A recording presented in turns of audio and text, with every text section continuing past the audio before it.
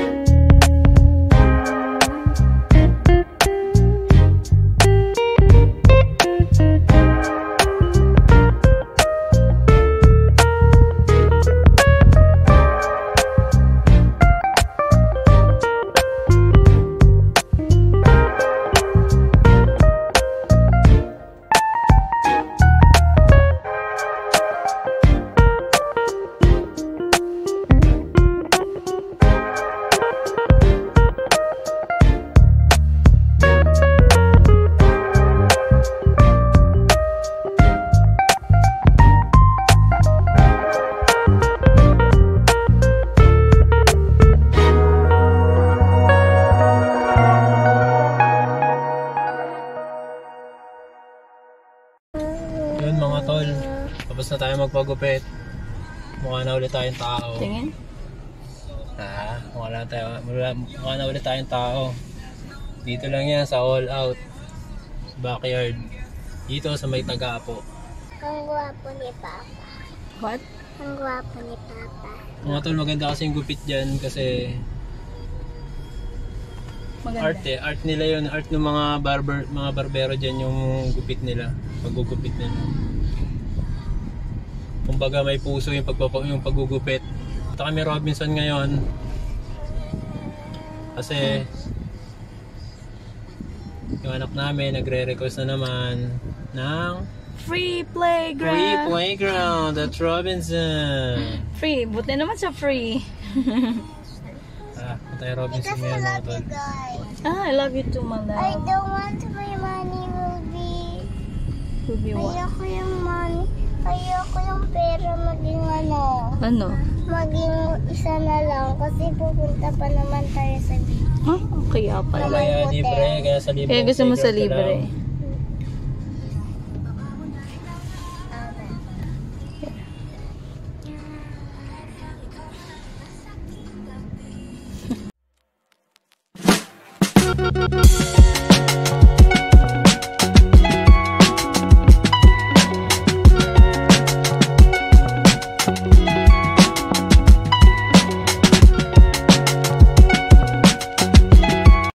Ayan, good day mga tol. Graduation day ng aming bunso. Graduation day? Tama sa SM Santa Rosa kasi sila. Ayun. Very good. Punta na muna kami mga tol. Balikan namin kayo pag nandun na kami. Walking. Hindi pa nagpapasok dito sa second floor ng ng SM. Baba kami. Pero dito kami nagpark para hindi na initan si Pablo. Kung kayo. Pasok muna kami sa SM mga tol. Pay rent.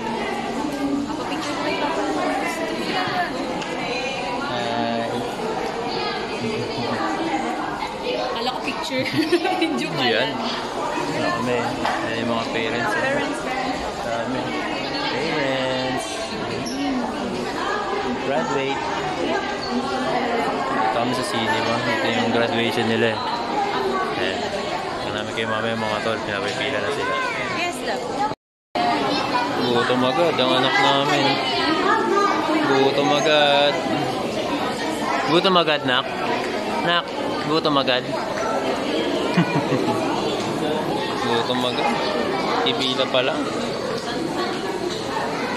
Mama.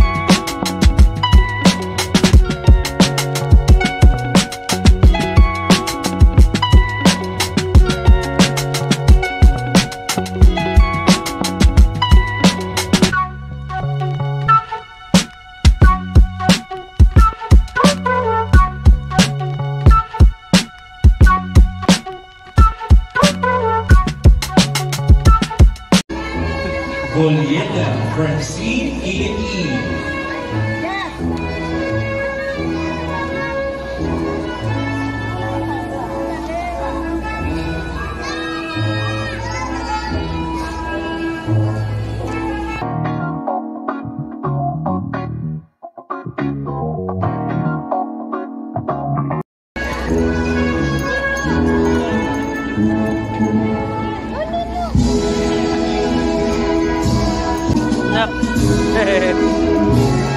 Congratulations, Balote Gabrielle Zui.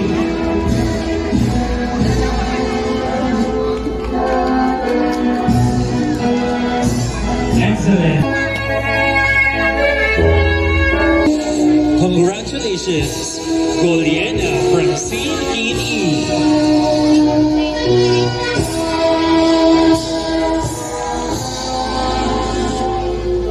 With honors, excellence in voting, excellent.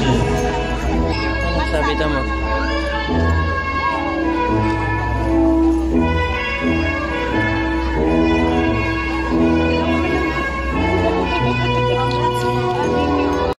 Performing arts.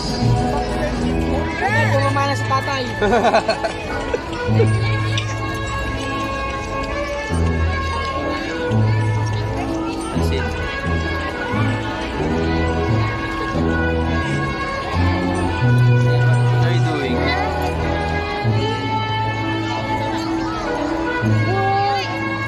Congratulations, Kahit Daniel graduation. Precious Kahit Leon. graduation na. Santiago Ira Zyla Hill. Mga tol, tapos na ang graduation. Anong gusto mo pagkatapos ng graduation? Ice cream. Ano yun? Ice cream. Ayusin mo. Ice cream. Ano po? Ice cream. Anong flavor? Hot chocolate. Mama, congratulations sa'yo. Amen. Congrats. Pwede na mag-work sa Francine. Nag-graduate na tayo.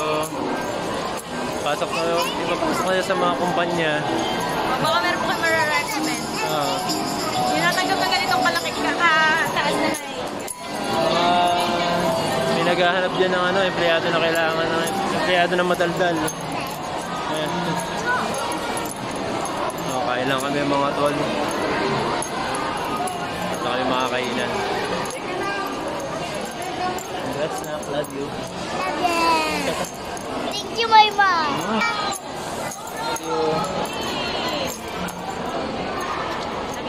Love you.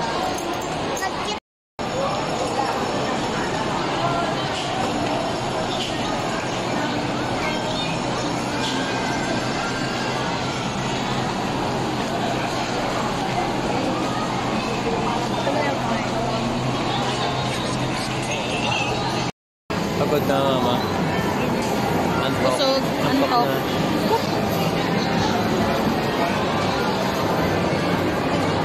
Happy. Ano yung face ng happy? Ganun yung face. Mamaya kape mama. Yes. Sa baba. Nakita namin sa inyo kung saan kami nagkakape dito sa SM Santa Rosa.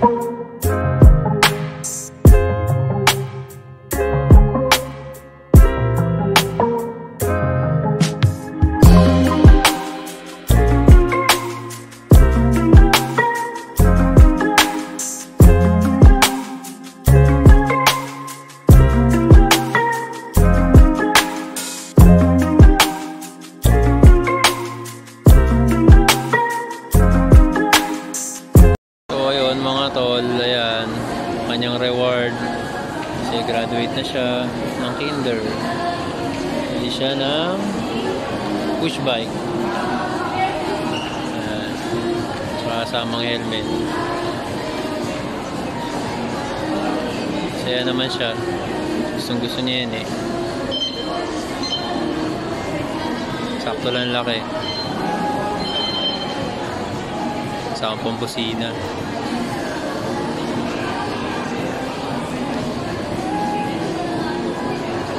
Galing ah.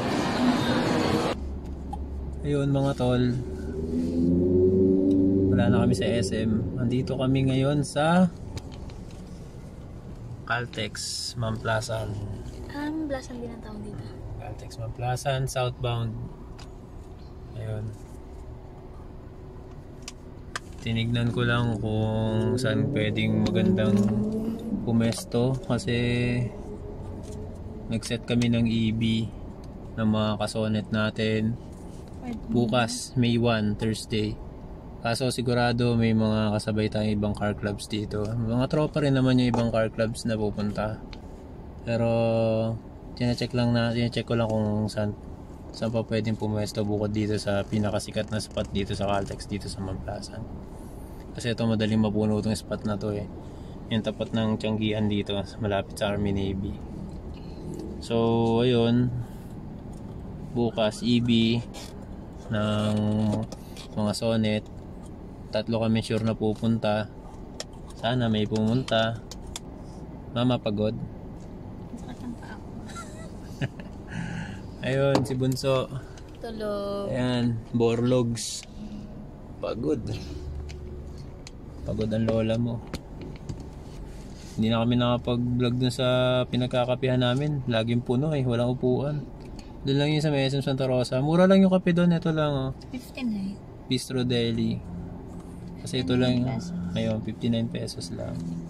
Ito lang kasi yung kape na okay kay Mrs. Hindi siya sinusumpong ng acid niya dito sa kapeng to. So ako, yun na rin. Masarap naman. Without sugar din to, black coffee lang to. Kung nasanay ka naman na walang sugar, parang feeling mo matamis na rin. Tama. Hindi na kami nagsusugar sa coffee kasi black coffee na lang talaga. Kahit yung Nescafe na kinakalaw namin sa bahay, talagang yun lang. Wala nang kape, tsaka, wala nang asukal, tsaka creamer. Minsan nagkakape. Kahit decaf. Decaf pwede naman sa'yo. Decaf ba yung nabili na? O, decaf naman lagi binibili natin. Minsan na yung fried. Ewan ko.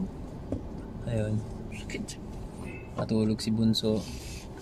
At nakuha niya ang kanyang gustong bike. Oo, yun yung gusto niya. Gusto niya Nalagpasan bike. na namin, tinawag pa ako nito. Hindi, parang tinawag din ako ng bike eh. Tinawag din ako ng bike. Ganun.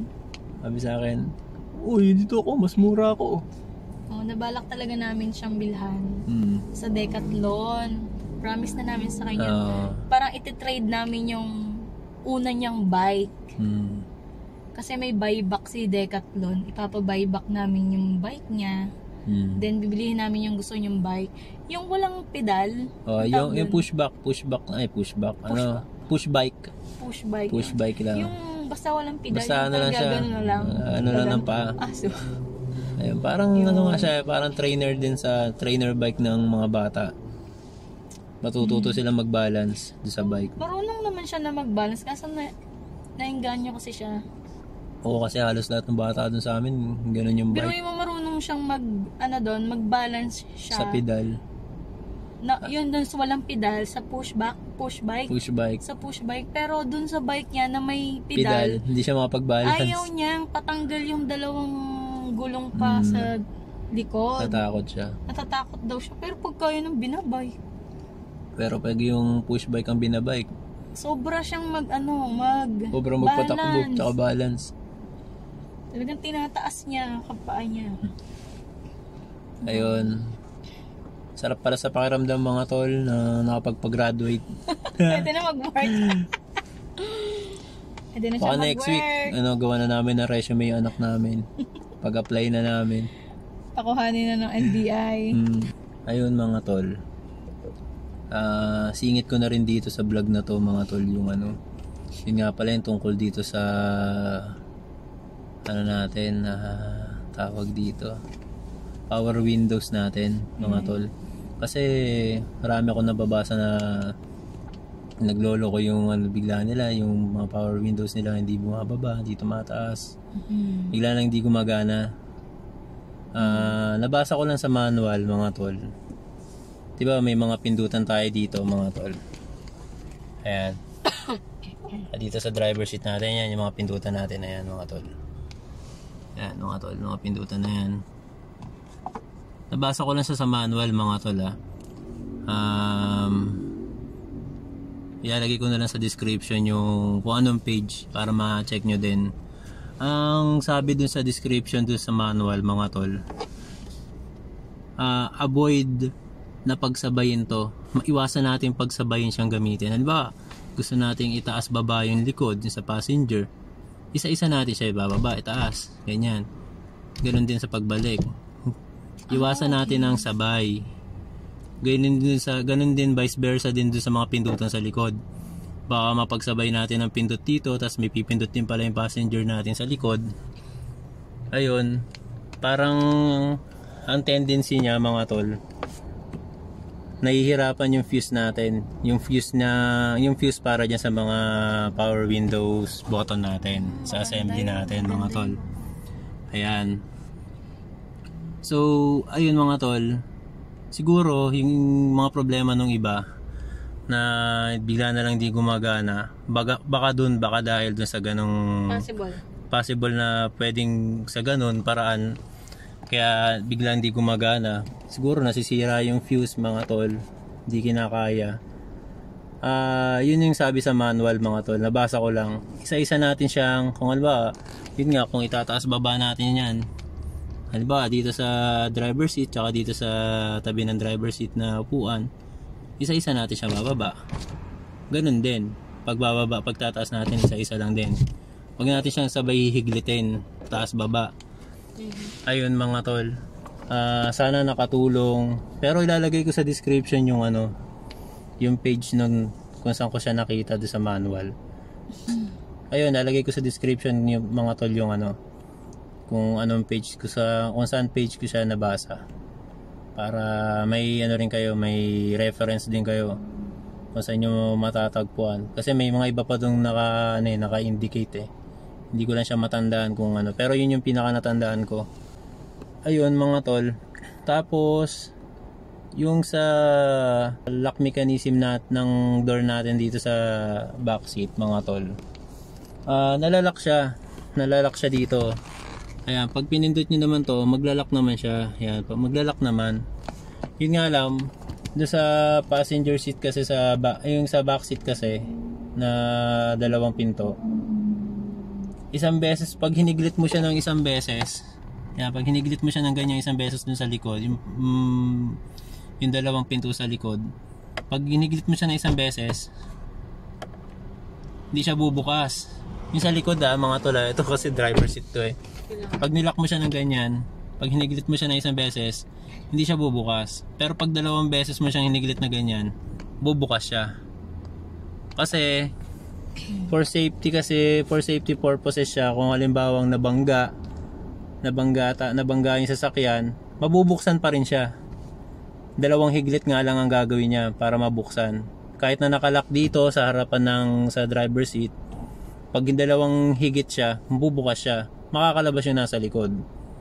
Yun yung safety purposes nung ganong locking mechanism dito sa sonnet natin para do sa likod. Kasi marami ring nagtatanong kung bakit hindi nalalak yung sa likod. Siguro nakakadalawang higit sila, nakakadalawang hatak sila nung ganito sa likod, nakakadalawang hatak sila, talagang bubukas kahit nakalak dito sa may driver seat. Pero kung isang higit lang nakalak siya, hindi mo siya mabubuksan. At kung may bata naman kayo, much better na i-on nyo na lang yung child lock para safe yung mga kids natin. Kasi lagi kami naka-child lock.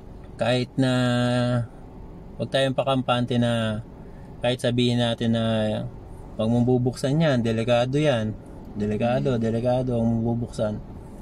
Oo, magigets ng bata yun, pero may time din na baka makalimutan nila, bigla nilang buksan. Ulit, mga ganun. Katulad nun, yung locking mechanism nga nung ano natin sa likod, 2 higit lang, mabubuksan na. Hindi ko lang alam pag talagang mabilis na yung under nyo, kung talagang magi-stable yung lock niya, di pa namin natatry yun. Tsaka delikado yun pag itry mo. Kaya wag na lang itry. Yun lang mga tol. Ayun mga tol, hindi na kami nakapag-vlog kahapon. Pag uwi namin, tulog agad kami lahat, makasa kami 3. Maghapon ba naman kami sa SM Santa Rosa, alas 2 na natapos yung graduation ng bunso namin. From 9:30 AM hanggang alas 2. Alas 10 nagsimula yung graduation, alas 2 na natapos. Marami kasing may mga kasi yung per grade, may mga presentation sila per grade. Pero nakakatawa yung graduation, and masarap pala sa pakiramdam na may gumagraduate kang anak kahit kinder 2 pa lang. Ayun mga tol, and lalagay ko rito sa description dito sa vlog na to kung anong page sa manual ko nakita yung about sa natin sa Windows, power Windows buttons natin. Ayun mga tol, dagdag ko lang din about dun sa power Windows system natin. Ay, nakalimutan kong sabihin kahapon. Iwasan nating magsalungat yung dalawang mga buttons ng power Windows natin, power Windows system natin. Halimbawa, yung sa driver seat, binababa natin siya. Binababa natin doon sa yung halimbawa yung left side ng window sa back seat. Binababa natin siya doon sa driver seat. Tapos yung passenger naman doon sa back seat, sa left side, tinataas naman niya. Dapat maiwasan natin yung mga ganung bagay kasi pwede rin yung makasira sa power window system natin. Pwedeng masira yung fuse o kaya yung mismong mechanism ng power windows natin, pwedeng masira siya. Ayon yun sa manual, makikita nyo rin dun yun, mababasa nyo rin yun dun. And sigurado pag upload ko na itong video na to, tapos na yung yung EB na sinet namin, kasi mamayang gabi na yung EB na sinet namin ngayon, May 1, Thursday. Mamaya alas 8.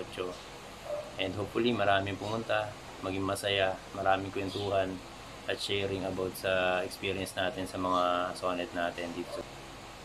And ayun mga tol, dito sa vlog na to, talagang binlog namin lang yung yung graduation ng anak namin. Gusto rin kasi namin makita niya paglaki niya yung mga videos na ganito, nung mga pangyayari sa buhay niya. Kumbaga, nung bata pa siya, yung katulad niya, graduation niya ng kinder. Ayan, medyo masaya kasi yung pag makapanood niya paglaki niya. Ayun mga tol, marami pa kaming mga i-upload na vlogs about dito sa mga lakad namin pamilya, sa sonnet natin. Ayun mga tol, maraming salamat mga tol sa pagsuporta sa channel namin, Down South Family. At kung hindi ka pa nakaka-subscribe, please do subscribe sa channel namin, Down South Family, and pa-like and share na rin ng mga videos.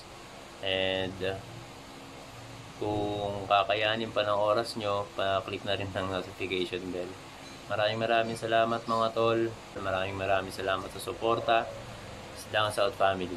Maraming salamat mga tol.